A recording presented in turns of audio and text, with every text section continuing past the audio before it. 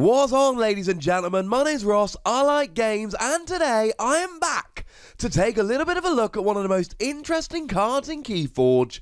It's Pitlord. Now, I have been a little quiet for a couple of days. I've been rather ill, but I'm largely back now. We're fine. Not that ill. I'll get over it. It'll be fine. Anyway, more important things to talk about. Pitlord. Pitlord is one of the most interesting creatures in the entirety of the Keyforge game. I did a video recently about the most powerful creatures in Pitlord. I will pop a link to that one in the description. And with its 9 power, Pitlord is actually only beaten by the 10 power Grommet, the 11 power Chuffape, and the 12 power Kalifa Dragon. They are the only creatures more powerful than Pitlord. But there's one thing Pitlord has that those creatures don't, and that is a double Ember bonus. You get 2 Ember just for playing Pitlord. Pitlord is one of the very, very rare creatures that actually gives you Ember when you play it. A bunch of action cards do, not a lot of creatures do. So that all sounds good. Oh yeah, and it's also got Taunt, which means essentially, unless you've got it next to a creature that's got Taunt, you can't attack Pitlord's neighbours, you've got to attack Pitlord. So, it's a really powerful creature that forces you to attack it while giving you a double Ember bonus. There's got to be a downside, and there is a big downside, because while it's in play, you must choose Dis as your active house. Well, that's a little bit of a pain. It locks you out of any other house. Now, I've been thinking for a little while about this and how this is an interesting but very awkward card, and then I saw a post on the Facebook group from Ryan Matlack, and I thought, you know what? Maybe I should make a little video about this. And essentially the question becomes, how do we maximize the greatness of Pitlord? Because it is at its heart a very great card, while mitigating the downside because it is a monumental downside. Now, first things first, it is not always going to be appropriate to play Pitlord. There are going to be turns where you don't want to put Pitlord down, where putting Pitlord down will in fact lock you into a house which locks you out of the game. Don't do that. If you're in that situation, if you don't think you can go for a couple of turns using Dis, or getting rid of Pitlord, which are essentially your 2 options, we'll go into them in a moment, then discard it. Because during the main phase of your turn where you're playing and using cards, you also have the opportunity to discard any cards in your hand from your active house. And if Pitlord is not going to do it for you, discard it. Because your discard pile becomes your deck when your deck runs out, and you absolutely have the choice of just discarding it.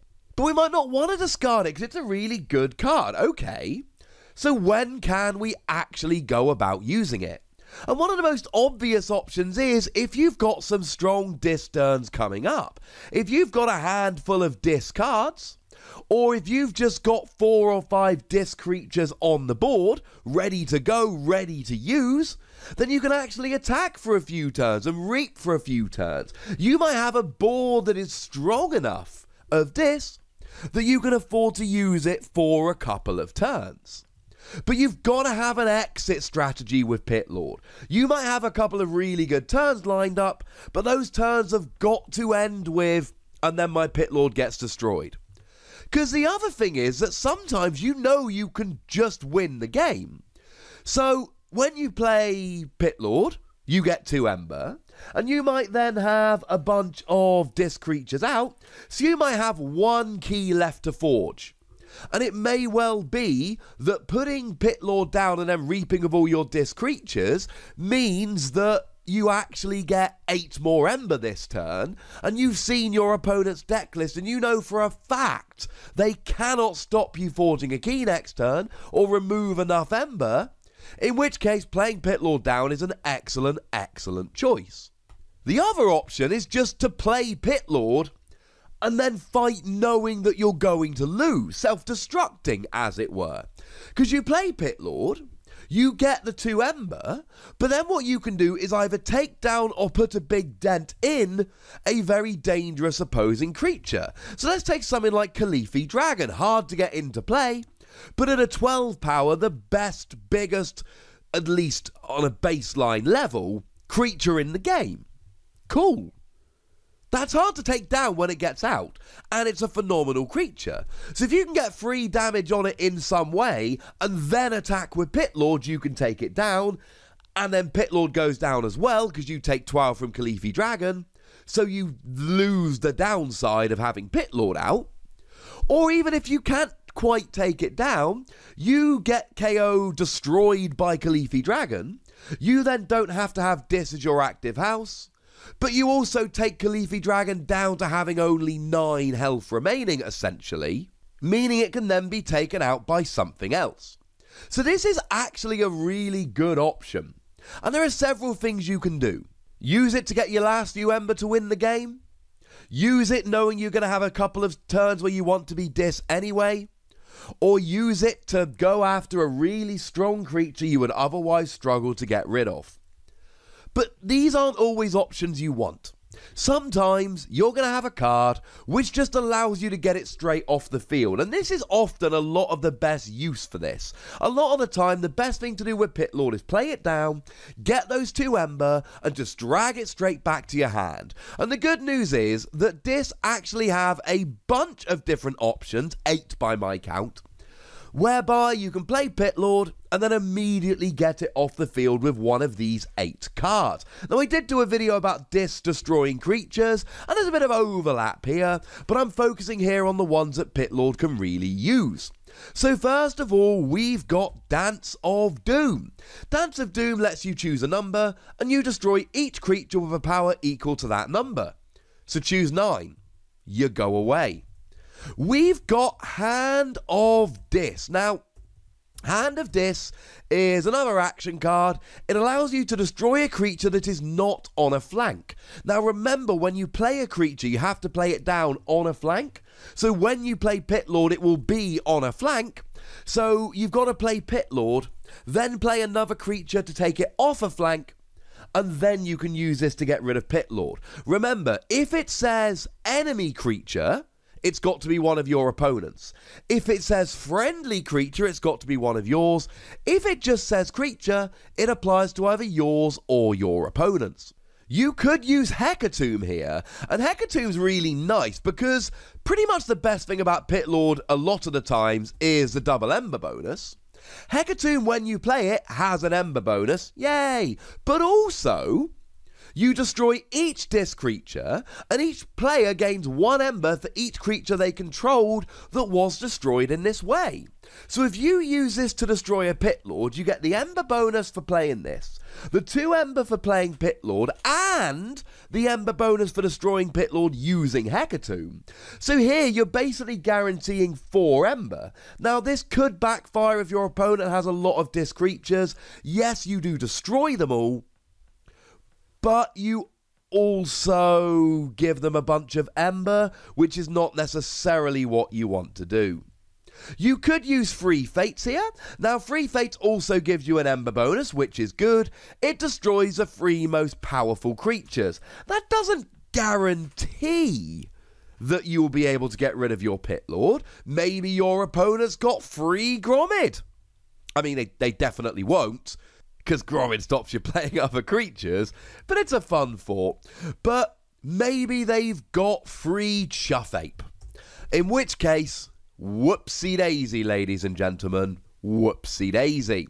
But Free Fates will most of the time work. We've got Gateway to this, which just plain destroys all creatures, but you've also got to get free chains, so that's a bit of a risk-reward one. We've got Key to this, which does a very similar thing, except you don't get the chains. Now, it's an artifact, so your opponent will have a chance to maybe try and take it off the field. Maybe they have a bare-handed, for instance. But as long as I don't get it off the field, you can essentially leave it there. You've got to wait a turn till it's not exhausted, because it's an artifact. And then essentially, as soon as you play Pitlord, you can immediately get it off the field using this, which is nice.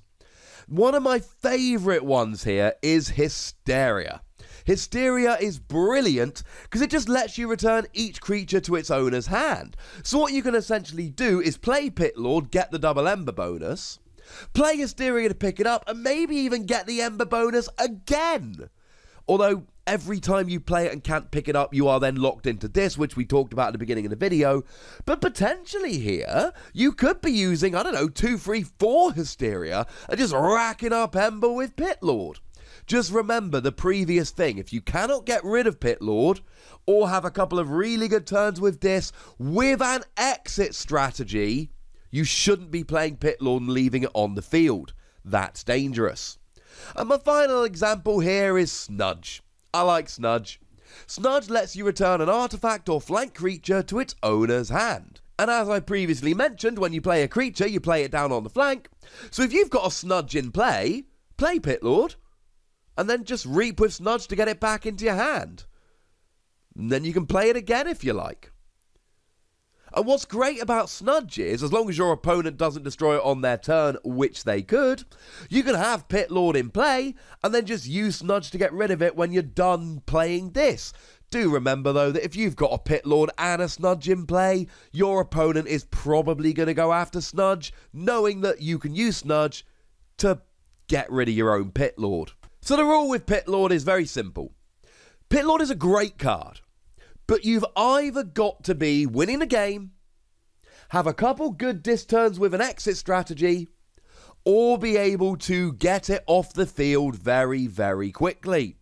My last point, and this is a very important one, never, ever, ever, ever, ever play Pitlord if your opponent has a Restringuntus in their deck. Because Restringuntus says choose a house. Your opponent cannot choose that house as their active house until Restringuntus leaves play. So all they have to do is choose a house that isn't this, you have to choose this, and you don't have an active house. That is a very, very bad thing. So that's my take on Pitlord, ladies and gentlemen, but I would love to know your take on Pitlord, so let me know in the comment section. Go nuts, but please do remember the most important rule as always. Be nice, would ya? And then make sure you like this video, subscribe to this channel, and follow me on Twitter at Wossy for some more Wossy rambling. I'm going to be back with more regular videos now I'm feeling a little bit better, so I hope you all come and join me for them. But by far the most important thing as always is to look after yourselves until next time. Thank you very much for watching. My name is Ross, and you've been watching Wossy Plays.